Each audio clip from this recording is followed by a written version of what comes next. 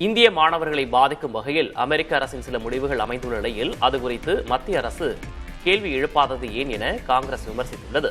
அமெரிக்காவில் படிக்கும் வெளிநாட்டு மாணவர்களில் 1/3 பங்கினர் இந்தியர்கள் என்றும் அந்நாட்டு அரசின் முடிவுகளால் அவர்கள் வெகுவாக பாதிக்கப்படுவதாகவும் காங்கிரஸ் பொதுச் செயலாளர் ஜெய்ராம் ரமேஷ் குறிப்பிட்டுள்ளார். இதே நேரம் சீன மாணவர்களுக்கு எழுந்துள்ள பிரச்சினைகள் குறித்து அந்நாட்டு அரசு அமெரிக்க அரசிடம் பேசியுள்ளதாகவும் ஜெய்ராம் ரமேஷ் குறிப்பிட்டுள்ளார்.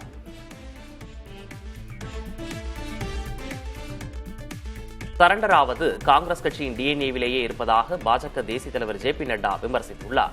இந்தியா பாகிஸ்தான் மோதலின் போது டிரம்பிடமிருந்து தொலைபேசி அழைப்பு வந்ததும் மோடி சரண்டர் ஆகி அடிபணிந்து விட்டதாக மக்களவை எதிர்க்கட்சித் தலைவர் ராகுல் காந்தி விமர்சித்திருந்தார்.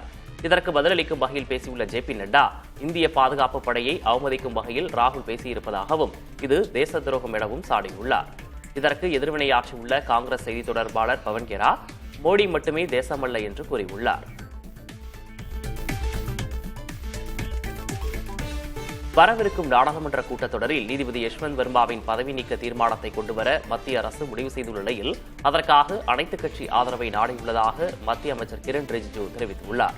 டெல்லி உயர்நீதிமன்ற நீதிபதியாக இருந்த யஷ்வந்த் வர்மா வீட்டில் கடந்த மார்ச் மாதம் தீ விபத்து ஏற்பட்டபோது மூட்டை மூட்டையாக பணக்கட்டுகள் எரிந்த நிலையில் கண்டெடுக்கப்பட்டன. இதையடுத்து அவர் அலகாபாத் உயர்நீதிமன்றத்திற்கு மாற்றப்பட்டார். இதனைத் தொடர்ந்து அவர் மீதான விசாரணை அறிக்கையை உச்சநீதிமன்றம் குடியரசுத் தலைவர் மற்றும் மத்திய அரசுக்கு அனுப்பி வைத்துள்ளது.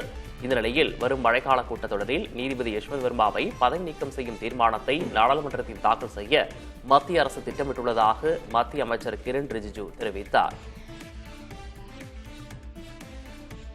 ஒடிசா மாநிலத்தில் தவறான ஊசி செலுத்தியதில் 5 பேர் உயிரிழந்ததாக குற்றச்சாட்டு இருந்துள்ள நிலையில் விசாரணைக்கு உத்தரவிடப்பட்டிருக்கிறது.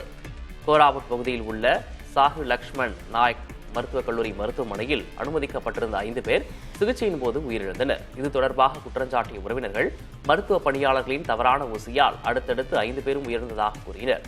இந்த நிலையில் ஒடிசா மாநில மருத்துவத்துறை 5 மருத்துவர்கள் கொண்ட விசாரணை குழுவை அமைத்திருக்கிறது. மகாராஷ்டிரா மாநிலம் புனேவில் மேட்ரிமோனியில் பழகி திருமணம் செய்து கொண்ட நபர் 10 லட்சம் ரூபாயுடன் ஓட்டம் பிடித்ததாக பாதிக்கப்பட்ட பெண் புகார் அளித்துள்ளார். 45 வயதான சுரேஷ் ஜெகதாப் என்பவரை மேட்ரிமோனி இணையதளம் வாயிலாக பழகி பெண் ஒருவர் திருமணம் செய்து கொண்டார். ஆனால் திருமணமானதிலிருந்தே அவர் தனியாக வசித்து வந்ததாகவும் தொழில் தொடங்க 10 லட்சம் ரூபாய் பெற்றதாகவும் பாதிக்கப்பட்ட பெண் தரப்பில் குற்றஞ்சாட்டப்படுகிறது. இந்த நிலையில் 10 லட்சம் ரூபாயுடன் அவர் தலைமறைவாகிவிட்டதை அறிந்து கொண்ட அப்பெண் புனே போலீசாரிடம் புகார் அளித்துள்ளார். தாராவியில் அதானி குழுமம் மறுகட்டுமானம் செய்யும் நிலத்தில் கட்டப்படும் வீடுகளில் 43% பொது சந்தையில் விற்கப்பட உள்ளது. மும்பையில் உள்ள தாராவியை மறுகட்டுமானம் செய்ய மகாராஷ்டிரா அரசும் அதானி குழுமமும் இணைந்து நவபாரத் மெகா டெவலப்பர் என்ற கூட்டு நிறுவனத்தை உருவாக்கியுள்ளன. மொத்தம் 109 ஹெக்டேர் நிலம் மறுகட்டுமானம் செய்யப்பட உள்ளது. இதில் 43% நிலத்தில், அதாவது 47.95 ஹெக்டேர் நிலத்தில் கட்டப்படும் வீடுகள் பொது சந்தையில் விற்கப்படும். யார் வேண்டுமானாலும் அங்கு வீடு வாங்கிக் கொள்ளலாம். மீதமுள்ள பகுதிகளில் மட்டுமே தாராவி மக்களுக்கு ஒதுக்கப்படும் என்று தெரிவிக்கப்பட்டுள்ளது. மக்களிடம் கருத்து கேட்பு நடத்தாமல் ஜனநாயகமற்ற முறையில் இந்த திட்டத்துக்கு பாஜக அரசு ஒப்புதல் வழங்கி இருப்பதாக தாராவி தொகுதி காங்கிரஸ் எம்பி வர்ஷா கேக்வாட் விமர்சித்துள்ளார். இந்தியா ரஷ்யாவிடமிருந்து கச்சா எண்ணெய் இறக்குமதி செய்வது கடந்த 10 மாதங்களில் இல்லாத அளவில் மே மாதம் உச்சம் தொட்டுள்ளது. சலுகை விலையில் கிடைப்பதால் ரஷ்யாவிலிருந்து இறக்குமதி செய்வதை இந்தியா அதிகரித்திருக்கிறது. மே மாதத்தில் இந்தியா நாளொன்றுக்கு 51 லட்சம் பீப்பாய் அளவில் கச்சா எண்ணெயை இறக்குமதி செய்துள்ளது. இதில் ரஷ்யாவின் பங்கு 38% உயர்ந்து 19 லட்சம் பீப்பாயாக உள்ளது. இந்தியாவுக்கு கச்சா எண்ணெய் ஏற்றுமதி செய்வதில் 2ஆம் இடத்தில் இருக்கும் ஈராக்குக்கும் 3ஆம் இடத்தில் சவுதி அரேபியாவும் 4ஆம் இடத்தில் ஐக்கிய அரபு அமீரகமும் உள்ளன. 2.80 லட்சம் பீப்பாய் ஏற்றுமதியுடன் அமெரிக்கா 5வது இடத்தில் உள்ளது. பாஸ்போர்ட்டில் பழைய வாழ்க்கை துணையின் பெயரை நீக்கவும் புதிய பெயரை சேர்க்கவும் வழிவகை செய்யப்பட்டுள்ளது. முன்பு மறுமணம் செய்தவர்கள் பாஸ்போர்ட்டுக்கு விண்ணப்பிக்கும் போது தங்களின் துணைவர் குறித்த தகவலை சேர்ப்பது சிக்கலான நடைமுறையாக இருந்தது. இப்போது திருமண சான்றிதழுக்கு பதில் இணைப்பு ஜே என்ற புதிய பிரமாண பத்திரத்தை தாக்கல் செய்ய வெளியுறவுத்துறை உத்தரவிட்டுள்ளது. அதன்படி வாழ்க்கை துணைவரின் பெயரை சேர்க்கவோ நீக்கவோ இணைப்பு ஜே பிரமாண பத்திரத்தையும் ஆதார் உள்ளிட்ட தேவையான ஆவணங்களையும் வழங்க வேண்டும். கூடுதல் தகவல்களுக்கு www.passportindiagovernment.in என்ற இணையதளத்தை பார்வையிடலாம். பாகிஸ்தானுக்கு உளவு கூறும் கும்பலுடன் தொடர்பில் இருந்ததாக மேலும் ஒரு யூடியூபரை பஞ்சாப் காவல்துறை கைது செய்துள்ளது. ஜஸ்பீர் சிங் என்ற அந்த நபர் ஜான் மஹால் என்ற பெயரில் யூடியூப் சேனலை நடத்தி வருகிறார். அதற்கு 11 லட்சம் பார்வையாளர்கள் உள்ளனர். பாகிஸ்தான் உளவு அமைப்பான ISI-யில் பணியாற்றும் ஷஹீர் என்ற இந்திய வம்சாவளி நபருடன் ஜஸ்பீர் சிங் தொடர்பில் இருந்ததாகவும் 3 முறை பாகிஸ்தான் சென்று வந்ததாகவும் விசாரணையில் தகவல் வெளியாகியுள்ளது. மேலும் இந்தியாவில் உளவு பார்த்ததாக வெளியேற்றப்பட்ட பாகிஸ்தான் தூதரக அதிகாரியுடனும் ஜஸ்பீர் சிங் தொடர்பில் இருந்ததாக தெரிகிறது. சீனாவில் ஜனநாயகம் கோரி மாணவர்கள் நடத்திய மாபெரும் போராட்டத்தின் நினைவு தினம் இன்று அனுசரிக்கப்படுகிறது. இதையொட்டி பெய்ஜிங்கில் உள்ள புகழ்பெற்ற தியானன்மென் சதுக்கத்தில் காவல்துறை பாதுகாப்பு போடப்பட்டிருந்தது. இப்பகுதியை கடந்து செல்பவர்கள் தீவிர சோதனைக்கு உட்படுத்தப்பட்டனர். 1986ஆம் ஆண்டில் இதே நாளில்தான் தியானன்மென் சதுக்கத்தில் மாணவர்களின் பிரம்மாண்ட போராட்டம் நடத்தப்பட்டது. அப்போது மாணவர்களை அரசு இரும்புக்கரம் கொண்டு ஒடுக்கியது. வாரக்கணக்கில் நீடித்த போராட்டம் பல நூறின் படுகொலைக்கு பின் முடிவுக்கு வந்தது. அந்நடவடிக்கை உலகளவில் கடும் விமர்சனங்களை சந்தித்தது. வங்கதேசத்தின் புதிய 20 ரூபாய் நோட்டில் இந்து கோயிலின் படம் அச்சடிக்கப்பட்டிருப்பது கவனம் பெற்றுள்ளது. சமீபத்தில் வங்கதேச மந்தை ஷேக் முஜீர் ரஹ்மானின் புகைப்படங்கள் அந்நாட்டின் டாக்கா ரூபாய் நோட்டில் இருந்தது நீக்கப்பட்டது. இந்த நிலையில் வங்கதேச அரசு புதிதாக வெளியிட்டுள்ள 20 ரூபாய் நோட்டில் தினாஜ்பூரில் உள்ள காந்திஜி கோயிலின் படம் இடம்பெற்றுள்ளது. இந்த கோயில் கடந்த 2015ஆம் ஆண்டில் தீவிரவாதிகளால் தாக்குதலுக்கு உள்ளானது குறிப்பிடத்தக்கது. தமிழகத்தில் பொறியியல் படிப்புக்காக இதுவரை 2,90,000 பேர் விண்ணப்பித்துள்ளதாக உயர்கல்வித்துறை அமைச்சர் கோவி செழியன் தெரிவித்துள்ளார்.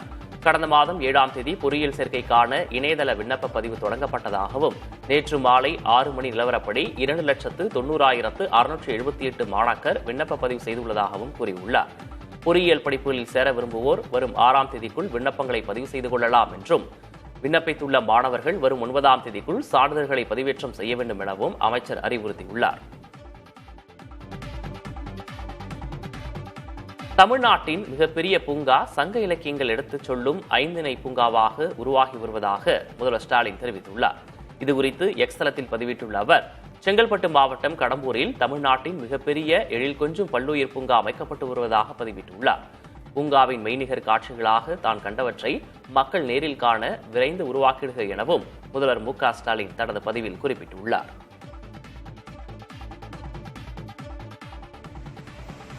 மதுராந்தகம் வட்டார வளர்ச்சி அலுவலகத்தில் லஞ்ச ஒழிப்பு போலீசார் நடத்திய சோதனையில் கணக்கில் வராத 1 லட்சம் ரூபாய் கைப்பற்றப்பட்டுள்ளதாக தகவல் வெளியாகியுள்ளது.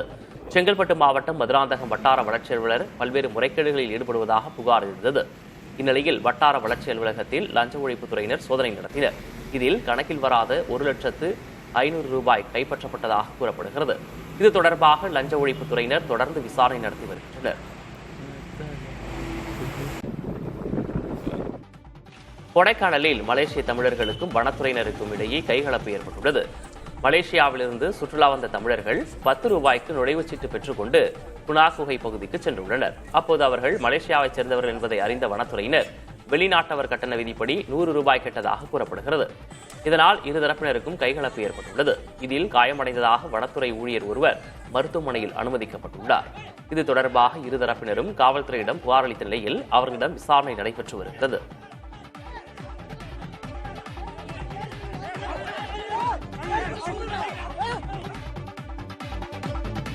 நெல்லையில் சாதி அடையாளங்களுடன் மாணாக்கர் பள்ளிக்கு வர தடை விதித்து மாவட்ட முதன்மை கல்வி அலுவலர் சுற்றறிக்கை அனுப்பியுள்ளார். 14 கட்டுப்பாடுகளுடன் அவர் பள்ளிக்கு அனுப்பியுள்ள சுற்றறிக்கையில் மாணாக்கர் சாதி அடையாளங்களோடு வண்ண புட்டுகளை வைத்துக் கொண்டோ வண்ண கயிறுகளை அணிந்து கொண்டோ வரக்கூடாது என தெரிவிக்கப்பட்டுள்ளது. புத்தக பையில் அரிவாள், கத்தி போன்ற கூரிய ஆயுதங்களை கொண்டு வரக்கூடாது என குறிப்பிட்டுள்ளதோடு ஆசிரியர்கள் தினமும் மாணாக்கரின் புத்தக பைகளை சோதிக்க வேண்டும் என அறிவுறுத்தியுள்ளார். நிதிநிலை அறிக்கையில் அறிவித்தபடி சென்னையில் மேலும் 10 இடங்களில் முதல்வர் படைப்பகம் அமைக்கும் பணிகளை தமிழ்நாடு அரசு தொடங்கியது. சென்னை பெருநகர் வளர்ச்சி குழுமம் சார்பில் 7 இடங்களிலும், சென்னை மாநகராட்சி சார்பில் 3 இடங்களிலும் அமைக்க நடவடிக்கை மேற்கொள்ளப்பட்டுள்ளது. கோவை, மதுரை, திருச்சி, சேலம், தாம்பரம் மற்றும் ஆவடி உள்ளிட்ட அனைத்து மாநகராட்சிகளிலும் விரைவில் முதல்வர் படைப்பகங்கள் உருவாக்கப்பட உள்ளதாக தகவல்கள் வெளியாகியுள்ளன. கனமழையால் நீர்வரத்து அதிகரித்தால் மீண்டும் தமிழக கேரள எல்லையில் உள்ள பாலருவி நீர்வீழ்ச்சிகளில் பொதுமக்கள் குளிக்க அனுமதி அளிக்கப்பட்டுள்ளது. கடும் வறட்சி காரணமாக 35 நாட்களாக இங்கு செல்ல தடை விதிக்கப்பட்டிருந்த நிலையில் மீண்டும் அனுமதி கிடைத்துள்ளதால் மக்கள் மகிழ்ச்சி அடைந்துள்ளனர்.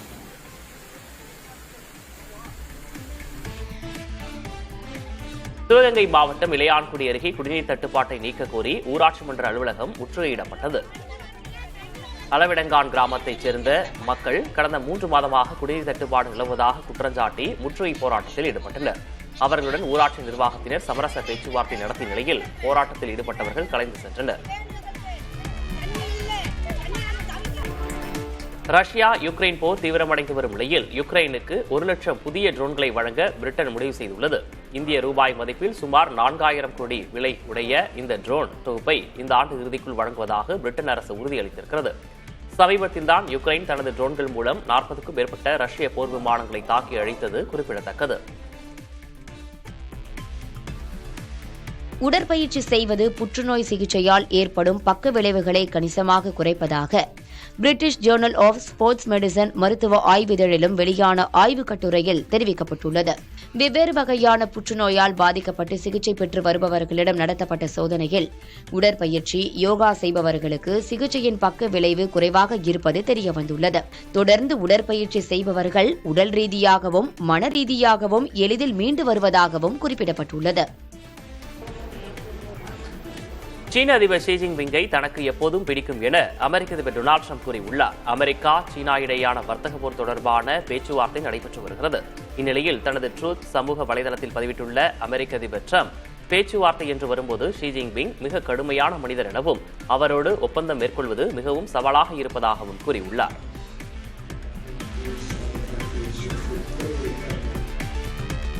சுப்பிரமணியபுரம் திரைப்படத்தில் மொக்கச்சாமி எனும் கதாபாத்திரத்தில் நடித்த இலைக்கடை முருகன் காலமானார். மதுரை மாட்டுத்தாவணி காய்கறி சந்தையில் இலைக்கடை நடத்தி வந்த முருகன் கொம்பன், வேலாயுதம் உள்ளிட்ட படங்களிலும் நடித்துள்ளார். கடந்த சில நாட்களாக உடல்நலக்குறைவால் அவதிப்பட்டு வந்த அவர் நெஞ்சுவலி ஏற்பட்டு உயிரிழந்தார். அவரது மறைவுக்கு பலரும் இரங்கல் தெரிவித்து வருகின்றனர். சேலம் மாவட்டம் ஓமலூரில் பொது இடங்களில் வைக்கப்பட்டுள்ள அரசியல் கட்சி கொடிக்கம்பங்களை அகற்ற வந்த அதிகாரிகளை விசிக மற்றும் பாமகவினர் தடுத்து நிறுத்தினர். இதனால் அக்கட்சிகளின் கொடிக்கம்பங்களை மட்டும் அகற்றாமல் அதிகாரிகள் திரும்பிச் சென்றனர். அதேபோல ஓமலூர் டிஎஸ்பி அலுவலகம் எதிரே உள்ள பாமக மற்றும் பாஜக கொடிக்கம்பங்களும் அகற்றவில்லை. சில இடங்களில் கொடிக்கம்பங்கள் அகற்றப்பட்டாலும் பீடங்கள், கல்வெட்டுகள் அகற்றப்படாமல் அப்படியே உள்ளன. திருநெல்வேலி மாவட்டம் கரிசல்பட்டியில் 20 நாட்களுக்கு மேலாக கிடப்பிலிருந்த 70 நெல் மூட்டைகள் கொள்முதல் செய்யப்படவில்லை. தனிப்பட்ட பிரச்சனைகள் காரணமாக மேலசண்டையப்பன் குளத்தைச் சேர்ந்த விவசாயி சார்லஸின் நெல் மூட்டைகளை மட்டும் ஒப்பந்ததாரர்கள் கொள்முதல் செய்யவில்லை என புகார் எழுந்துள்ளது. இதுகுறித்து அதிகாரிகளிடம் புகார் அளித்தும் நடவடிக்கை இல்லை என விவசாயி சார்லஸ் வேதனை தெரிவித்துள்ளார்.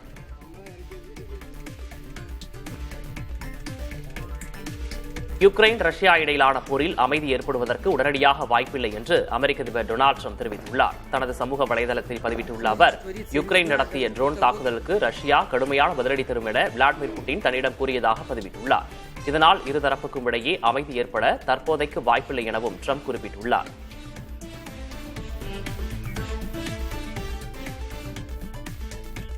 முன்னாள் பிரதமர் ராஜீவ்காந்தி புல்லட் ப்ரூஃப் கவசத்தை அணிந்திருந்ததாக அவரது நீண்டகால நண்பரும் பாலிவுட் நடிகருமான கபீர் பேடி தெரிவித்துள்ளார். பிலிம்பேர் ஊடகத்திற்கு அவர் அளித்த பேட்டியில் ராஜீவ்காந்தியுடனான தனது சிறுவயது நினைவலைகளை பகிர்ந்துள்ளார். அதில் ராஜீவ்காந்தி மிகவும் ஜாலியான மனிதர் எனவும் பிரதமரான பிறகு அவர் குண்டு துளைக்காத ஆடையை அணிந்திருந்தது போன்ற சுவாரஸ்யமான தகவல்களை கூறியுள்ளார்.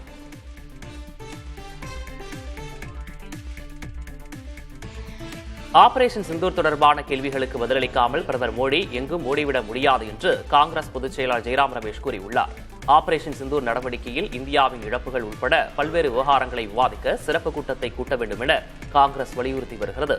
இந்த சூழலில் ஜூலை 21ஆம் தேதி முதல் மழைக்கால கூட்டத்தொடர் தொடங்குவதாக மத்திய அரசு அறிவித்துள்ளது. இதுகுறித்து பேசிய ஜெயராம் ரமேஷ், மழைக்கால கூட்டத்தொடரில் இருந்து பிரதமர் மோடி ஓடிவிட முடியாது என்றார்.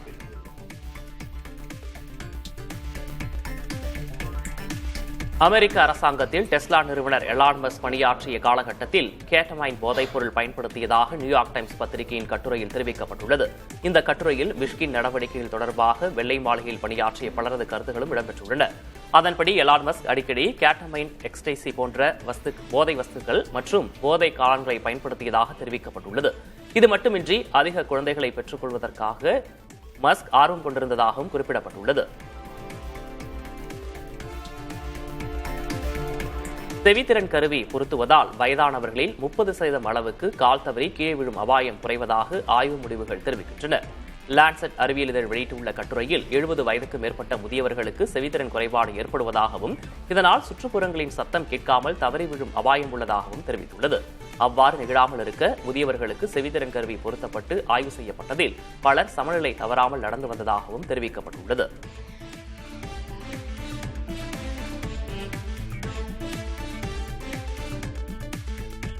பிரபல திரைப்பட இயக்குநர் ராம்கோபால் வர்மா மீண்டும் நடிகர் ரஜினிகாந்த் தொடர்பாக சர்ச்சை கருத்து ஒன்றை தெரிவித்துள்ளார். தனியார் தொலைக்காட்சி நிகழ்ச்சியில் கலந்து கொண்டு பேசிய அவர், அமிதாப் பச்சனின் திரைப்படங்களை ரீமேக் செய்துதான் தென்னிந்தியாவில் ரஜினிகாந்த், சிரஞ்சீவி போன்ற நடிகர்கள் சூப்பர் ஸ்டார்கள் ஆனதாக தெரிவித்துள்ளார். ஏற்கனவே ஸ்லோ மோஷன் தொழில்நுட்பம் இல்லை என்றால் ரஜினிகாந்த் பெரிய நடிகராக இருக்க முடியாது என்றும் ராம்கோபால் வர்மா கூறியிருந்தார்.